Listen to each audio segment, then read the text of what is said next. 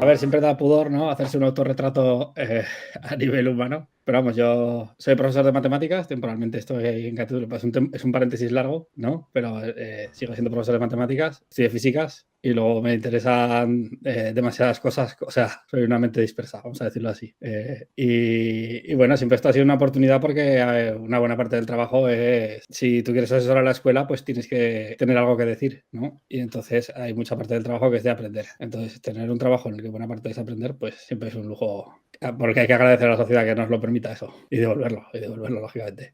Yo soy también físico, profesor de tecnología y de sistemas electrónicos. Y me propusieron en Calamocha ser asesor TIC y fue una oportunidad estupenda. Aprendí muchísimo, además apoyando a los compañeros. Muy bien. Luego, por circunstancias, fui director y coordiné luego CATEDU. Cuando entré en el 2006, lo primero que me gustó fue la formación a distancia. Estaba entonces muy en pañales, era prácticamente una gestión de correo electrónico, pero veía un poco el potencial. Luego, cuando entré en CATEDU, fue lo primero que dije, esto hay que rescatarlo y Aula Aragón ha sido prácticamente el 80% de nuestro tiempo y de recursos. La verdad es que es una pasión junto con la robótica, que también fuimos también de los pioneros en empezar y aquí estamos, a pie de cañón. Por eso tanto trasto por aquí es los robots. Bueno, CATEDU da para mucho juego. Somos los que damos la formación online al profesorado. Luego, a nivel técnico, gestionamos tanto los contenidos, páginas web de los centros educativos, WordPress, como también las aulas virtuales, Educades, Ara Moodle, FP Distancia, adultos, deportivas. Digamos que soporte en el departamento técnicamente de todo eso y ya la tercera pata ya sería un poco ya todo lo que es el asesoramiento técnico con el departamento. Chefo, no sé si seguro que me he saltado funciones. Sí, bueno, es que funciones tenemos muchas indefinidas, ¿no? Un poco también hacemos una coordinación de la red TIC, ¿no? De la red de competencia digital docente, para intentar dar un poco de coherencia y evitar duplicidades en los trabajos, ¿no? De las asesorías territoriales, ¿no? Claro, el departamento, por ejemplo, para las competencias digitales, alguien tiene que crear Arco, pues CATEDU a programar esas cosas. Yo soy el director, Chefo es asesor, pero prácticamente chico vale todo. Y luego ya somos en total 13. 13 que nos dividimos en dos equipos principalmente, asesores de formación y técnicos, ¿vale? Por ejemplo, está Berta, que es la que se encarga de todo lo WordPress. Está Arturo y Nacho, que se encarga del sistema operativo Vita Linux, que también es una de nuestras funciones. Pablo, que se encarga de la FP Distancia. Luego están pues Rubén y Juan Francisco Zamora, que es todo esto nuevo de las competencias digitales, Arco, Doceo, GIF. Como asesores de formación, Chefo, que coordina muchísimas cosas, muchos equipos, él os dirá. Silvia, que está coordinando la parte de Escuela 4.0, Steam. Se me ha olvidado decir Cristina, que coordina todas las plataformas Moodle que he comentado. Luego, pues Vladimir, que también nos ayuda en las competencias digitales. Y Santiago, que lleva todo Aula Aragón. Pues cuando entré en CATEDU en el 2012-13, claro, antes yo era asesor TIC y tutorizábamos un curso a distancia, pero ya te dije, muy mal, era simplemente PDFs que había que contestar, el alumno contestaba una pregunta que prácticamente buscaba y copiaba y pegaba. Cuando lo llevaba Ángel Alonso, un asesor en el Juan de la Lanuza, que llevaba todo y tenía un problema, que claro, se consideraba con muy poca importancia, no tenía, digamos, unión técnica con los servidores. Y cuando entré en CATEDU, eso sí que lo teníamos. Dije, genial, tenemos servidores, tenemos gente técnica, le falta la otra pata, la formación a distancia. Ángel Alonso, encantado, vino con nosotros, luego él se fue, pero nosotros continuamos a hablar ahora. Y digamos que es darle una entidad, es decir, vamos a que no sea un apéndice de un centro de profesores de Juan de la Lanuza que le llevaba un asesor como podía, sino darle que un centro se encargue de la formación a distancia y regularlo todo, desde la contratación de tutores hasta los protocolos de calidad y de contenidos y de evaluación. Muchas vienen del departamento, ¿no, Chefo? O sea, sí. A veces dicen, esto hay que darle, y a lo mejor el departamento quiere llegar a toda la realidad de Aragón, que es muy rural, Y claro, una solución es la distancia. Yo siempre digo que nosotros llegamos donde los centros de profesores no pueden llegar y nosotros no llegamos donde los centros de profesores pueden llegar, que es la formación presencial. Entonces hay formaciones que encajan muy bien presencialmente, tipo talleres, tipo debates, pero cuando son formaciones que al departamento, por cierto, les gusta, que es legislación, protocolos, que prácticamente eso es aprender de una teoría y contestar, pues ahí la formación a distancia es lo mejor. Y en cambio es un poco, si esa formación lo hacen los centros profesores, es un poco gestionar mal eso, ¿no? Luego un poco, que Chefo cuente un poco cómo realmente se nos hace la oferta. Sí, yo veo que también hay otro punto. Ahora voy con esto que me cuentas, a ver, pero otra parte más. Yo veo que también podemos llegar a una cosa que me parece muy necesaria, que es que como nosotros somos asíncronos, ¿vale? Es decir, no requerimos que todo el profesorado esté presente en el momento de la sesión, sí que podemos ofrecer en ocasiones contenidos con mayor profundidad, ¿vale? Porque lo que sí que, claro, nosotros siempre estamos intentando desde el servicio de formación alargar las formaciones, pero siempre hay una tensión entre lo ambicioso que tú puedes ser y la demanda. Porque, claro, tampoco le puede pedir al profesorado que esté todas las semanas haciendo una sesión de información por las tardes, en sus tardes. Entonces, en esa tensión, nosotros a veces podemos ofrecer cursos de alta carga de contenidos, ¿vale? Y ir más allá de cursos de 10 horas, de 15 horas, 20 horas, que es lo más ambicioso que puede ofrecer un centro profesorado, porque si no, claro, la demanda es muy exigente para lo presencial, mientras que si la gente se apaña su horario, incluso en verano o donde sea, y por eso tenemos una demanda tan espectacular, ¿no? Que no hay más que agradecérselo a la gente que participa. Eso por un lado. Exacto. Y luego sobre contenidos de las formaciones que nosotros podamos ofrecer, pues tenemos un equipo técnico que vamos debatiendo y como ocurre en otros centros de profesorado, precisamente una de las cualidades que yo creo que tenía que tener un buen asesor es meterse en líos. Sí. O sea, tiene que ser una persona que desee hacer un viaje aunque no salga en la Excel que lo tenga que hacer. Entonces, estamos un montón de gente que nos gusta meternos en líos y entonces, claro, vemos una cosa que es una demanda porque todos nosotros somos profesores, todos nosotros tenemos amigos profesores e intentamos estar al máximo en contacto con la escuela, ¿no? Y con los institutos y en la sociedad. Y entonces, una de las claves es estar suficientemente informado para detectar necesidades formativas, ¿vale? Y esas necesidades formativas que a veces vienen de la propia escuela, digamos, sí, e incluso ya sí se puede ejercer un papel de vanguardia, de decir esto sería necesario que lo conociera la escuela, ¿vale? Porque a veces vemos cosas que podrían mejorarse, ¿no? Pues incluso también la idea es hacerlo como hemos hecho, por ejemplo, como estamos haciendo con el curso de Community Manager, ¿no? Que lo estamos volviendo un poco más crítico a nivel de proteger los derechos digitales del alumno. Lo que acaba de decir Che fue muy, muy importante. Online no significa presencial. O sea, nosotros nos encargamos de la que es asíncrona. O sea, no hace falta una coincidencia espaciotemporal entre alumno y tutor. Mientras que los centros de profesorado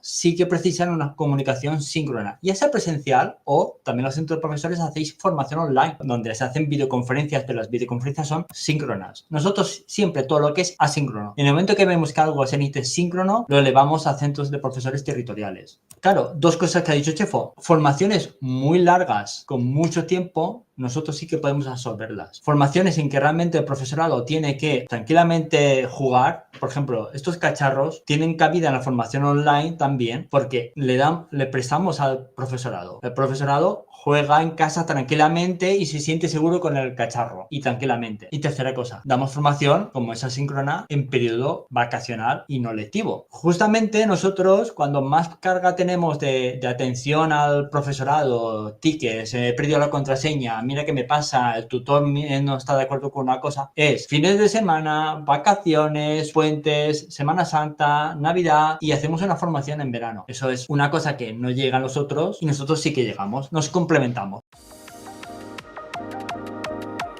Creo que estamos tocando techo, porque no, lo que digo, hay cosas que nosotros no podemos llegar. Es verdad que en el 2013-14 teníamos una demanda atendíamos al año 2.000 solicitudes.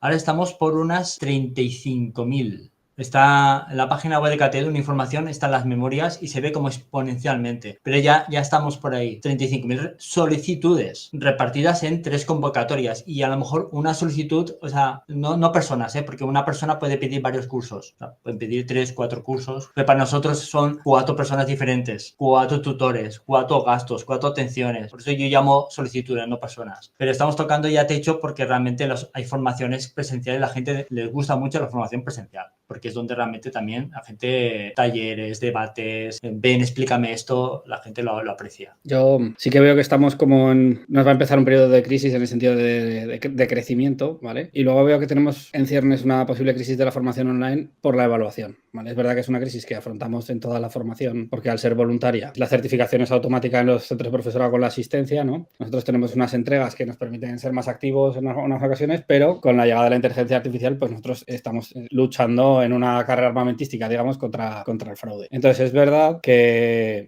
para la mayoría del profesorado, la motivación de hacer la formación es la formación, ¿vale? Yo creo que la mayoría del profesorado ya tiene todas las horas y las horas del sexenio tampoco se consiguen muy difícil, ¿no? Entre unas cosas y otras. Y la mayoría, si se apunta a un curso de inteligencia artificial, es porque quiere aprender inteligencia artificial, ¿vale? Y no por las 40 horas. Pero es verdad que es una preocupación con la que vamos a tener que estar lidiando en el futuro a nivel de crisis. Y luego a nivel de demanda, yo creo que también estamos tocando techo, pues en parte porque han pasado los MRR, ¿no? Que han sido como un doping, ¿no? Y vamos a tener que aprender a vivir sin ese doping, que ha estado bien para hacer una adaptación de la escuela, pero también es verdad que hay otros temas formativos que no solo son tecnológicos, ¿no? Que también son necesarios para la escuela. Y no, la atención del profesorado es finita, no todo el rato, no siempre tenemos que captar la atención desde lo tecnológico. Hay otras formaciones igual de interesantes. Entonces sí que también creo como Javier que vamos a decrecer tanto en demanda como por esto de la atención, como en oferta por presupuesto.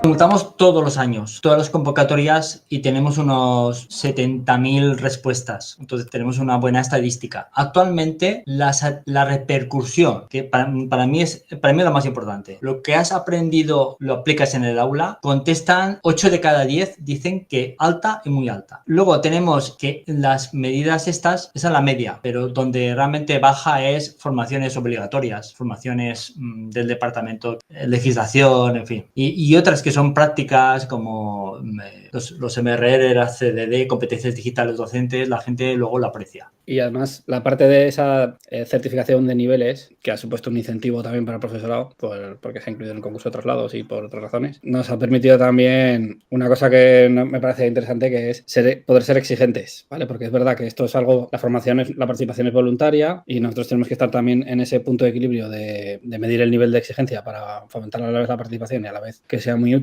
Claro, cuando tienes un mayor incentivo, puedes ser un poco más exigente, ¿no? Con el trabajo que conlleva. Y es verdad que a mí siempre me ha parecido que debemos tratar a nuestros compañeros, nos debemos tratar entre compañeros, ya que somos profesores y vamos a liderar a nuestros alumnados, ¿no? Que tenemos que tratarnos como intelectuales, que tenemos que ser exigentes con los contenidos, que tienen que ser ahí potentes, ¿vale? Entonces, es verdad que con los niveles de acreditación hemos podido meter ahí mucha carga conceptual y práctica también, que me parece que, bueno, que es un plus de calidad que lo ha permitido la existencia de un sistema de incentivos, claro, para el profesorado. Y desde luego estamos súper agradecidos por la participación, porque ha sido tremendo. Los datos están públicos en la página de KTEDU en información, está la memoria. El punto 3.3 es el de la repercusión de la docencia, se ven las gráficas de la evolución y se ve un poco como hay actividades que sí y otras que no.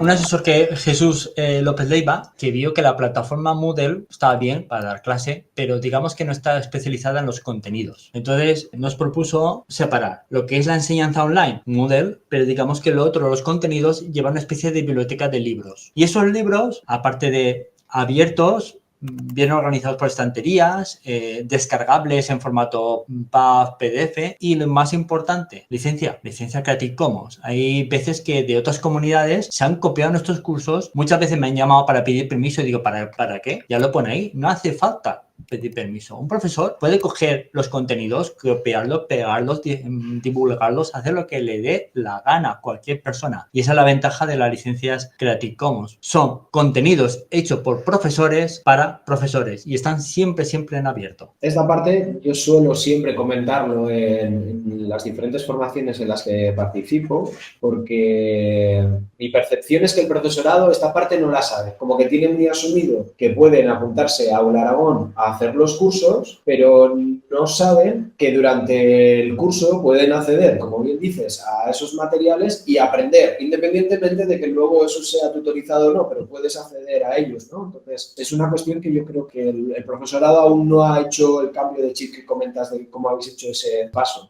Sí. Es muy interesante porque nosotros, claro, estamos financiados con fondos públicos, y todo lo que podamos dejar ahí para el dominio público y no solo para los docentes de Aragón, sino, ¿no?, de toda la humanidad, por fliparnos.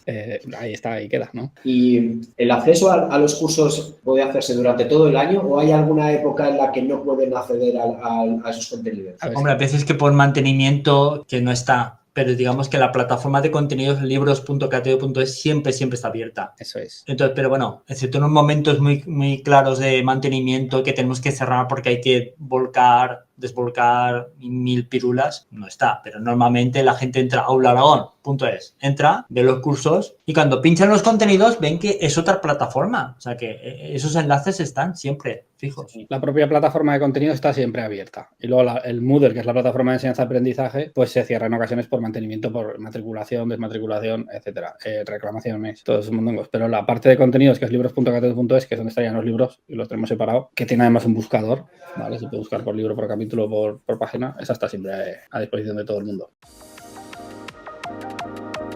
Primero la financiación. Entonces, si el departamento dice tenemos un dinero o a veces no financiación, oye, hay que hacer esto, pues adelante. Luego, mantenimiento. Hacemos estudios hay cursos que vemos que ya no tienen demanda, cursos que la gente se apunta y no lo empiezan, entonces eso vamos retirando. ¿Para qué? Para que ese mismo bloque de dinero, que no es infinito, se pueda gestionar y dar plazas en otras. Ahora, por ejemplo, con el B2 hemos sacado B2 de educación física, que es nuevo, hacía falta, nos lo demandaban, pues lo ponemos. Y ahí ahora le vamos a dar prioridad porque es un campo ahora nuevo, como es un curso nuevo. Entonces, digamos que vamos repartiendo el dinero en función de las demandas y de la lógica. El proceso de creación, pues realmente nos reunimos el equipo y vamos consultando cuál es la persona más idónea para ciertos temas y se van contactando. La tutorización es pública, pero la creación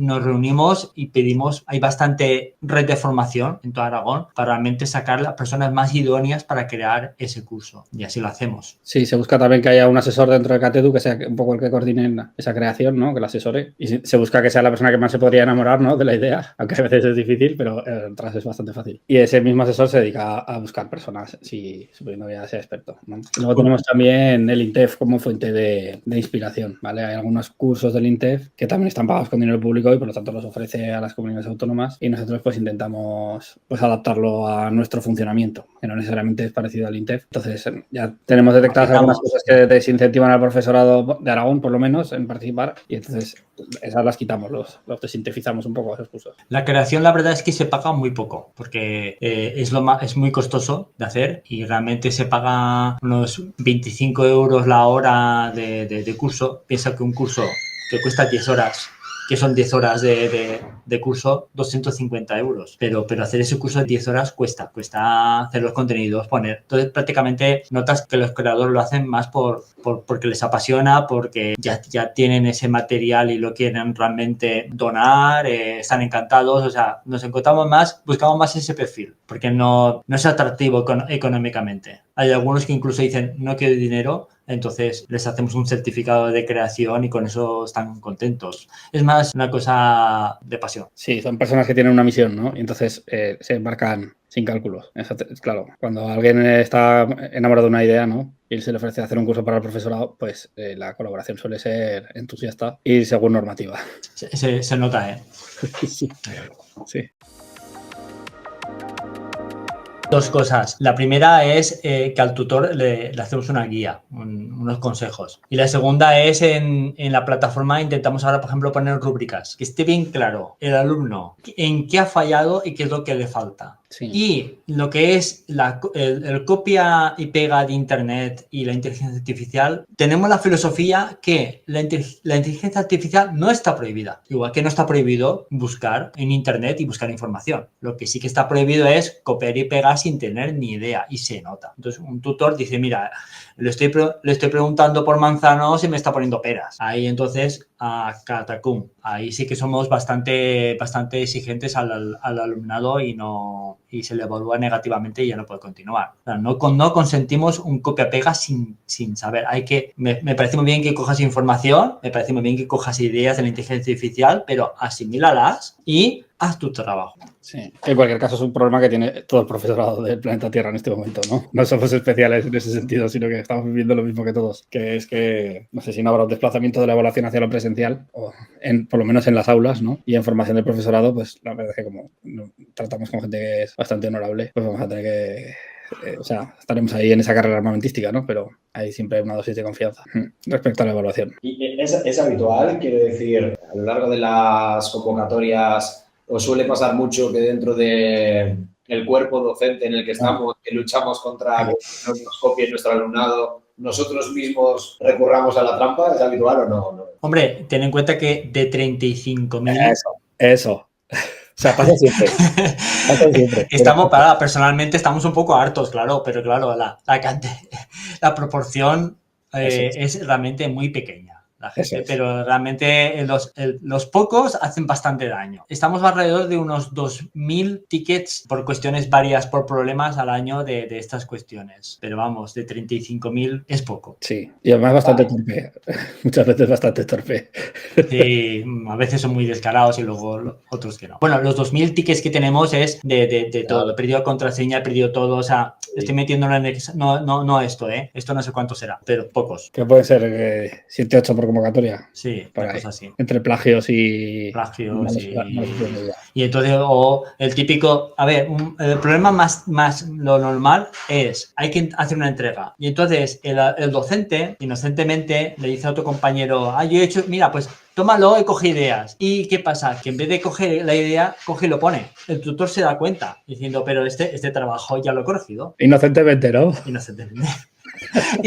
Y lo malo es que nos pasa la pelota a nosotros lo revisamos, hacemos un trabajo bastante serio. Y cuando realmente tenemos pruebas sólidas, al que ha copiado y a la fuente, los dos se les suspende. Inocentemente también, ¿eh? Lo que comentabas, Checo, que al final en el sistema en general la evaluación tenderá, yo creo, desde mi punto de vista, otra vez hacia lo presencial, porque bueno, pues está extendido esto. Luego también el profesorado, estamos tan sobrecargados de otras labores que cuando te pones con esto tratas de encontrar atajos cuando no deberías, ¿no? Entonces, bueno, pues... Claro. Pero en vuestro caso es más complicado porque en otros ámbitos es decir, no, mira, pues lo vamos a hacer aquí, ven. Claro, en vuestro caso es decir, ¿cómo descubro yo ahora si esto es IA? Porque la propia IA no encuentra la IA, entonces es algo generativo, entonces es muy complicado por determinar. Entonces, al final, el que está evaluando ahí tiene que tener permanentemente una sospecha de decir, ¿me la estarán colando? ¿No? ¿Esa duda razonable? No, pero las entregas a veces que la misma IA no tiene idea. Nuestras entregas a veces son muy, muy específicas o realmente desarrolla, yo qué sé, en los trabajos finales de itinerario, pues tienes que hablar de la formación del profesorado, pero luego van a la IA y la IA coge en general y a lo mejor está hablando del Carle y hablan del Carey. Ahí meten la pata y ahí se nota. Entonces, oye, mira, infórmate, ¿eh? No te prohíbo que te informes, pero infórmate bien. Es difícil, pero bueno, cuando se nota, sacamos el cuchillo.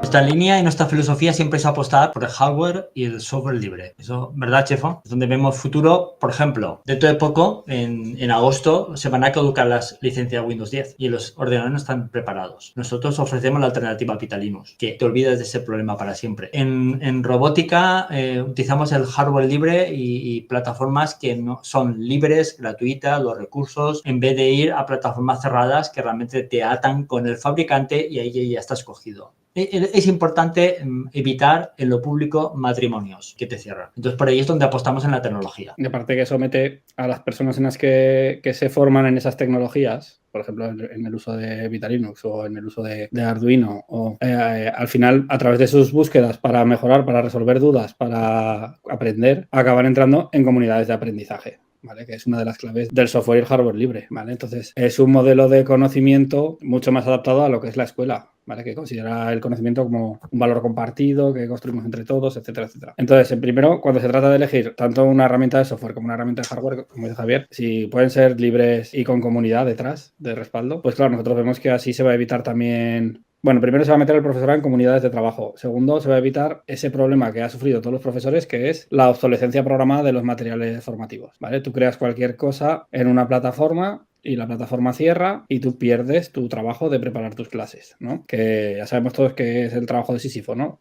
para ir para abajo, pero si está en un formato abierto, siempre se facilita que sea exportable e importable luego a otras plataformas. Entonces, todo lo que sea open o abierto mejora mucho esas perspectivas del profesorado para el futuro. Y luego también, al margen de cómo elegimos las herramientas, ¿no? Estaría cómo elegimos los contenidos, ¿no? Y en la parte de competencia digital docente que he coordinado yo, pues hemos tenido claro que, bueno, aparte porque el marco nos lo dictaba, también porque era nuestra filosofía de trabajo de todo el equipo, el que primero no podíamos ofrecer una formación igual para todos los docentes de Aragón, porque la casuística es tremenda, ¿vale? Por eso se dividió los mapeos en 23 competencias para que cada uno pudiera montar un poco su itinerario de aprendizaje, aunque luego se ofertaron cursos genéricos para que el que no se quisiera complicar también pudiera. Pero así un profesor de infantil podría hacer contenidos adaptados a sí mismo, ¿no? O una profesora de educación física, pues lo mismo. Entonces, lo primero, que fueran adaptables y variados. Y segundo, que no hablaran solo de cómo se hacen las cosas tecnológicamente, sino de cuál es el papel que eso juega en todo en la vida en el aula, ¿no? En la educación. Porque no siempre lo que pasa con una tecnología, o sea, siempre lo que pasa en una tecnología influye en cómo nos estamos comunicando, en cómo estamos interactuando, en cómo está trabajando el alumnado, en lo que va a utilizar luego en el futuro, ¿vale? O sea, nosotros a veces desde los centros se elige una tecnología que digamos que convierte en cautivo al alumnado en su futuro de esa tecnología, ¿vale? A través de multinacionales, por ejemplo. Entonces, nosotros siempre hemos intentado, dejando la libertad de cátedra a los docentes, intentando asesorar en todo lo que realmente se usa, guiar al profesorado a un modelo tecnológico que sea respetuoso. Por ejemplo, Google Classroom. Pues claro, la gente quiere Google Classroom, pero nosotros ofertamos a educar. Luego sabemos los problemas que tiene Google con los datos privados y luego la calidad de la plataforma. Nosotros ofrecemos otra plataforma mucho mejor, mucho más potente, pero dejamos al profesorado libertad de elección, pero evidentemente apostamos por una. Damos plazas a una preferentemente respecto a otra. El equilibrio. Una herramienta tecnológica, si te es útil, cógela. Ahora, no te pases porque realmente a lo mejor para explicar en matemáticas la ecuación de segundo grado no hace falta irse a un vídeo de YouTube, quizá, y punto pelota. Igual con estas cosas de robótica, igual pues son útiles para ciertos campos, pero para otros no. O, por ejemplo, en infantil, no les pongamos ya directamente ya pantallas, hay que cuestionarlo. La tecnología tiene que ser un equilibrio entre lo útil y lo que sea mejor para los alumnos. Sí, yo comparto que no somos tecnooptimistas acríticos, ¿no? O sea, ya sabemos perfectamente que no es esto una panacea. Que no cuanta más tecnología, mejor educación. Eso lo tenemos claro. Exacto. ¿Vale? Lo que hay que hacer es un buen uso y también saber cuándo no usar las dos cosas. ¿Vale? Entonces, en ese sentido, es verdad que la ciencia está en proceso. O sea, no hay suficiente ciencia concluyente para afirmar cosas categóricamente. Estamos opinando mucho. Casi todo el rato estamos opinando, ¿vale? Entonces, yo no soy muy partidario de las grandes medidas de hacer que todos los centros hagan algo o prohibir que todos los centros hagan algo, porque la ciencia está en progreso de momento. Entonces, necesitamos tener feedback de todos para saber qué decisiones tomar, ¿vale? Y cosas que sí que sabemos, ¿no? Es que para la personalización del aprendizaje, por ejemplo, para personalizaciones de aprendizaje o respeto a los ritmos de aprendizaje del alumnado o trabajo autónomo, pues lo tenemos estupendo con la tecnología, siempre que se use apropiadamente, ¿no? Y también sabemos que en ocasiones es un distractor, ¿vale? También sabemos que no por tener un buen juego de luces y color se va a entender la presentación. A lo mejor están mirando los globos de la presentación en lugar de estar mirando los contenidos de la presentación, que es lo que es curricular. O sea que no necesariamente tenemos por qué ser monitores de tiempo libre, que a veces hay que ir a lo curricular y no distraer. Y la tecnología a veces distrae. Y luego hay otros usos de la tecnología que simplemente, más que distraer la atención, incluso nos hacen perder tiempo. O sea, si tú vas a hacerle sacar un portátil, abrir el portátil, arrancarlo, abrir un PDF, pues una fotocopia estarían antes, ¿sí? Y no habría problemas de batería, no habría incidencias. Que en una clase de 25 en la ESO, por ejemplo, esos 5 minutos te cambian el clima de aula, sí, respecto a llegar y empezar, ¿no? Todas esas incidencias. Así que sí, claro, sabemos que hay buenos usos, malos usos. Yo creo que lo saben todos los docentes, ¿no? Tenemos un problema con la atención, ¿no? Con la atención del alumnado, todo el profesor lo sabe. Y no siempre la tecnología ayuda y no van a vivir, o sea, y muchos alumnado también hay que tener en cuenta, poner una barrera también en el otro lado, mucho alumnado no va a recibir ninguna educación sobre buen uso de dispositivos más allá de la que reciba en la escuela, ¿sí? O sea, habrá alumnado con familias estructuradas, preocupadas por el tema, formadas, que podrá recibir un buen feedback de sus familias a este respecto. Pero nosotros sabemos que también existe alumnado que toda la información sobre el buen uso de dispositivos lo va a tener en la escuela, ¿sí? Por desestructuración o por lo que sea. Y a ese alumnado lo tenemos que atender. Y su libertad individual del futuro está ahí en juego, ¿no? Que no sea absorbido por el Instagram. simplificando. Hay estudios que dicen que si ponemos en un eje vertical el rendimiento del alumnado con el uso de la tecnología no es lineal. Es una curva que demuestra que un poco de tecnología ayuda, pero mucha tecnología empeora.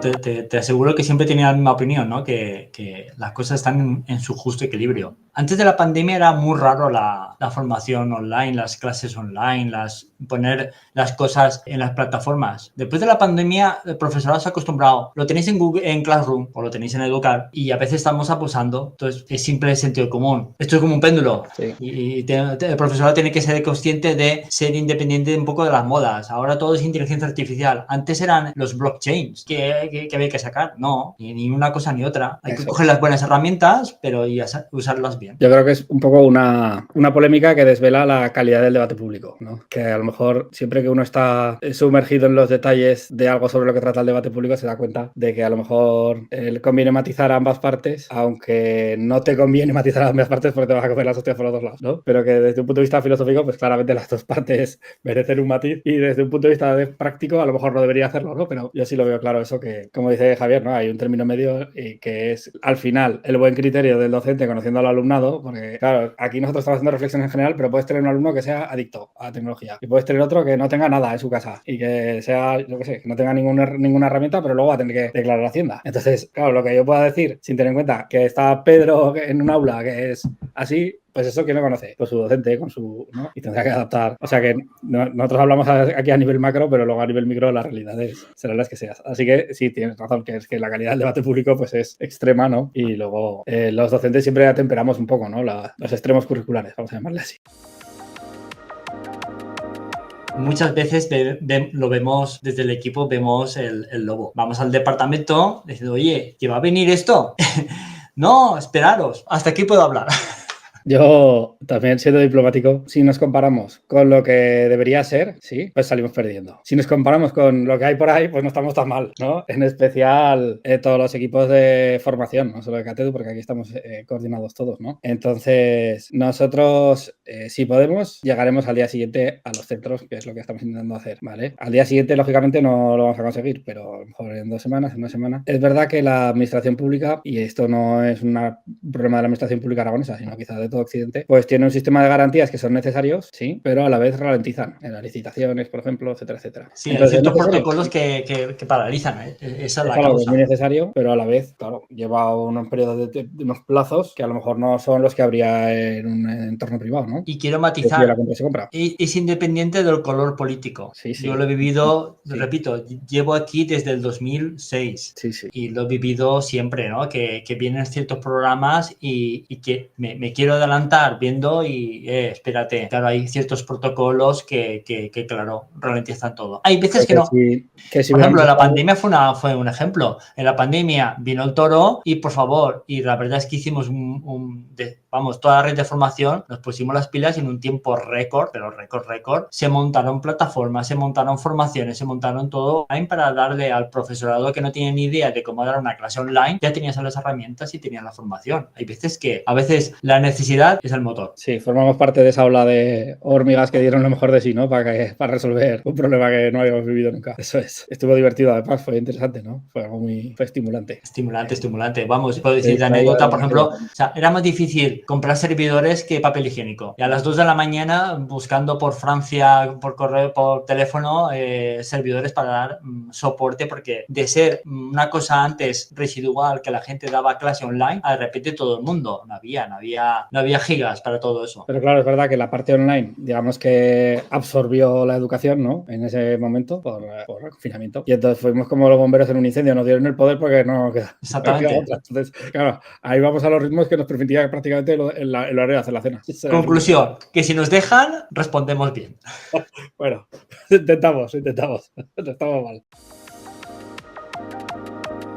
A mí la inteligencia artificial tiene que cambiar la forma del profesorado de trabajos y, por ejemplo, eso es un reto. ¿Cómo tiene que abordar el profesor? Chefo que tiene más visión que yo en esos retos. ¿Ves más? Hay un tomate grande, sí. Sí. A ver, yo personalmente creo que se viene una reestructuración de la organización de los tiempos escolares y del trabajo de los docentes, ¿vale? En el sentido de que hoy por hoy tenemos herramientas para hacer que cosas que son escalables sean escalables y poder centrarnos en las cosas no escalables, ¿vale? Me refiero que no le termino de ver ese... O sea, yo creo que, por ejemplo, en la educación, por lo menos en la parte que yo he estado en el aula, que es de lo que más puedo hablar, que es en matemáticas de secundaria, pero creo que en general pasa en casi todos lados, algo de exposición necesitamos, ¿vale? Una parte magistral siempre hay. No, lógicamente no puede absorber toda la educación, pero existe. Y yo esa parte magistral, por ejemplo, veo que no necesariamente debería hacerse presencial, ¿vale? No, es que no lo veo porque es algo que lo mismo te da 8 que 80, que es la forma, el refrán que significa que sea escalable, ¿vale? Entonces creo que no es inteligente tener una persona con 20, o sea, no es productivo tener una persona con 20 alumnas haciendo una exposición cuando podría estar grabado y verlo 500. Pero sí que creo que toda la carga laboral de los docentes, o sea, esto no es una invitación a recortar personas ni mucho menos, sino que debería estar en la instrucción directa luego del alumnado, o sea, atención personalizada, pero claro, eso nos lleva a una futura reforma de la organización escolar, porque igual que he dicho esto, solo con el ejemplo de la clase expositiva, la parte de la personalización del aprendizaje con las inteligencias artificiales, que está demostrando también que es una de las cosas más eficientes para el aprendizaje del alumnado, claro, que se vayan generando itinerarios alternativos para cada alumnado con contenidos diferenciados y el docente ahí que va a tener un papel muy complicado, ¿vale? Y que sin duda requerirá una bajada de los ratios que va a ser posible con el contexto económico que tenemos. La única posibilidad de bajar las ratios en esa atención personalizada es subirlas en otros contextos escalables, ¿no? Entonces yo sí que creo que a nivel de... Estamos hablando de 30 años, ¿no? O que a 30 años no va a reconocer la escuela ni la madre que lo parió. Pero un reto que entra... Porque va a haber esos cambios de que va a haber un asistente de inteligencia artificial personalizado para cada alumno, que el docente va a estar ahí un poco ayudando al alumnado a trazar una ruta desde una teoría, ¿no? Es muy complicado, es difícil predecir, ¿eh? Sobre todo el futuro. Yo vengo de la FP y los retos, la parte práctica es muy importante. Entonces, los contenidos es secundario. Y ahí es donde juega el profesor que tutoriza, que acompaña, que le ayuda al alumno a conseguir algo práctico, algo que resuelva. Y la parte de contenidos hoy en día ya está. Hay herramientas digitales que pueden medio sustituir al profesor, pero la parte práctica no. Tú, Javier Castillo, sabes muy bien que la técnica Flipper Classroom es muy buena en ese aspecto. Vamos a realmente a centrarnos en lo práctico y en los contenidos que sean las tareas. Vamos a invertir las cosas. La FP trabaja así. Aquí te doy un poco las ideas, desarrollalas. Eso es lo que te mando en casa, pero aquí en el taller a estar aquí con el destornillador y aquí es donde el profesor es donde ayuda. Es imposible eso hacerlo online. La FP distancia tiene ese reto. Hace la FP distancia contenidos online, pero luego tiene que venir el alumno al taller y el alumno lo aprecia. Es un reto de cambiar la forma de explicar la clase magistral que dice Chefo, pero nos tenemos que ir a lo práctico. En matemáticas, me imagino, los problemas que nos ayuda a hacer capacidades. Elige cuál es la mejor oferta de telefonía móvil y ayudarle ahí en esos problemas prácticos y reales. Sí, lo que comentaba respecto al flip, digamos que la moda se pasó un poco, pero desde mi punto de vista es algo que volverá con esa etiqueta o con otra, porque lo que hablábamos antes, ¿qué sentido tiene que ahora pidas trabajos para que los hagan en casa? Necesitaremos hacer cosas en el aula y la explicación ya tendremos los medios para trasladártelo, porque además, lo que decís, tenemos ahora múltiples plataformas, múltiples fuentes de información que a lo mejor los docentes podemos o diseñar o cribar, hacer esa curación de contenidos, pero luego en el aula ven y vamos a hacer la parte práctica, la parte de profundización, la parte en la que nos va a permitir dar ese salto, ¿no? En lo que tú puedes asumir de manera independiente y autónoma y en lo que vas a necesitar ese andamiaje, tanto por mi parte como por los compañeros. Y la sociedad afectiva también, ¿no? Sí, que también los humanos necesitamos una manica en el hombro a veces. Claro, la máquina, la inteligencia artificial o los más que nos incorporáramos inteligencia artificial en robots, nos podrían hacer una distribución de contenidos muy específica y nos daría lo que necesitamos, pero lo que dices, ¿no? Hay otra parte que la máquina no puede. No. Que eso es lo que tenemos que destacar nosotros, el valor añadido, ¿no?, que le tenemos que dar a nuestra profesión. El valor añadido, por ejemplo, en FP, que da gusto cuando un alumno en la ESO se quería nada, se quería derrotado, viene un alumno derrotado de la ESO y lo recoges en FP, y cuando ves que el alumno está entusiasmado y hace las cosas y ve que lo práctico, lo que le gusta, nos estamos olvidando de esa parte, de que desarrolla tú la parte práctica, y es un reto. Lo digo que en FP es que disfrutas. En FP hacía tiempo que el aprendizaje por competencias, el aprendizaje de Flipped, de ciertos conceptos ya se aplicaba sin saberlo. Sí, y en todas las etapas tenemos que luchar por no derrotarlo. No, también yo diría. Ese es el tema. Es que es muy variada. Nosotros cuando tratamos con los docentes vemos deficiencias a veces, cuando vienen de la carrera de magisterio, vienen con deficiencias a veces de competencia digital. Es increíble. Digo magisterio, facultad de educación, pero últimamente he visto que se han puesto las pilas, ¿no? Además de la Universidad de Zaragoza nos han consultado y nosotros hemos ayudado, y ahora ya empieza la cosa a que vienen sabiendo ya algo de plataformas de contenido, de aulas virtuales, porque ya en las facultades se aplican. Eso desde la universidad. El profesorado en general tiene problemas de convivencia que demandan siempre. Tienen problemas de... Pues eso, es que hay de todo. No sé, chefos, aquí. Yo creo que es muy variado, como dices tú, que es muy variado. Y luego es verdad que la realidad de las aulas es muchísimo más compleja que todo lo que uno pueda estudiar, tanto en las facultades de pedagogía como en el máster o en el CAP, que fue mi caso. La realidad lo desbordaba, o sea, en algunos grupos pues hace falta calle, no solo pedagogía. Sí, no, yo que sí me gustaban los grupos cañeros, a veces hay que tener tiene mucha carga humana, hay muchos grupos, yo estoy hablando de lo que he vivido, que es lo que puedo valorar, pero a nivel de la ESO, claro, necesitas saber poder relacionarte con adolescentes bien, de una forma que haga que deseen comunicarse contigo, que no siempre pasa, ¿vale? En nuestro formulario hay un apartado que ¿qué piensas? ¿Qué necesitas? Y la verdad es que no podemos sacar una conclusión. Es tan variado, vemos deficiencias en general, y entonces nos basamos en la creación de nuestra oferta formativa en un poco lo que vemos y lo que pide el departamento. Hacemos un equilibrio, ¿no?, entre lo que vemos que hace falta y lo que el departamento nos exige, pero es muy variado.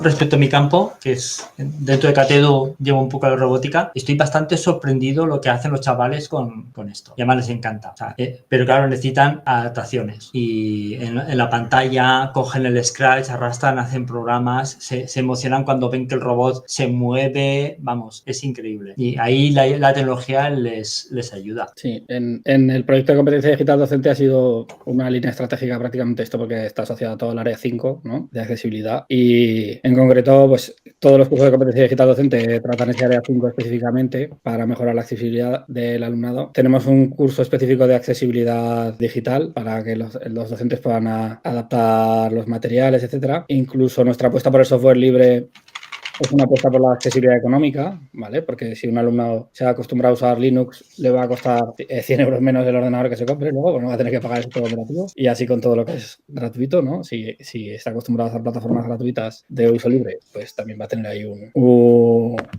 plus económico, con lo cual hay una inclusión también económica. Y luego, a nivel general, filosófico, digamos, de filosofía de la educación, yo lo que veo es que tenemos una oportunidad brutal también para la personalización de los aprendizajes, como hemos dicho antes, con los sistemas automatizados, ¿no?, algorítmicos que van asignando tareas, que se puede hacer con Moodle, pero con la inteligencia artificial va a ser como más eficiente esa asignación automática, ¿no? Entonces, tanto el hecho de adaptar una tarea siguiendo, por ejemplo, criterios DUA, empleando inteligencia artificial, pues la carga de trabajo que va a tener para el profesor hacerlo él o ella, o hacerlo empleando una herramienta de inteligencia artificial, pues es muy diferente, ¿vale? E incluso puedes especificar las características de tu alumnado concreto para que la actividad sea adaptada y puedas hacer la misma actividad en clase la misma actividad adaptada con el diferente alumnado. Y luego, por hablar de un alumnado que suele estar un poco olvidado, a nivel de las personas con altas capacidades, pues ya ni te cuento el abanico de oportunidades que se abre para que puedan crear un camino estimulante para ellos y que nos permita, pues primero estimularlos, no frenar ese desarrollo, ¿vale? Y luego a la sociedad recoger los frutos de su genialidad cuando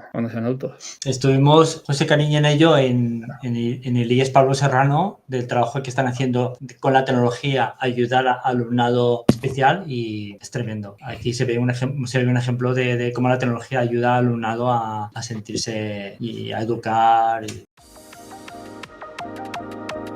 El término medio ya sabemos que sería la solución maravillosa, pero buscamos alumnado feliz que luego tenga la oportunidad, cuando se vaya haciendo mayor, de adquirir esa cultura que va a necesitar o esos conocimientos específicos, o alumnado culto porque, entendiendo el mundo en el que viven, van a darle valor a la felicidad, a las emociones. ¿Y no puedo elegir término medio? No vale.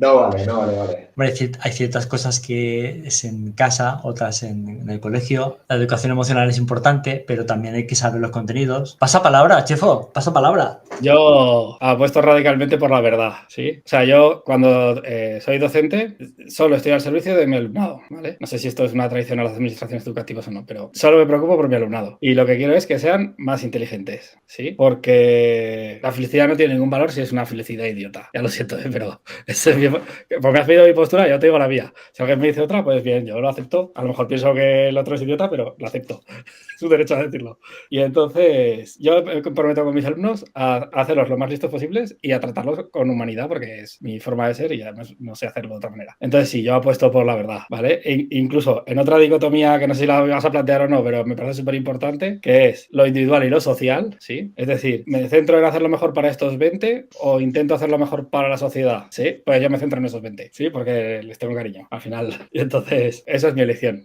Acepto otras elecciones, pero no son para mí.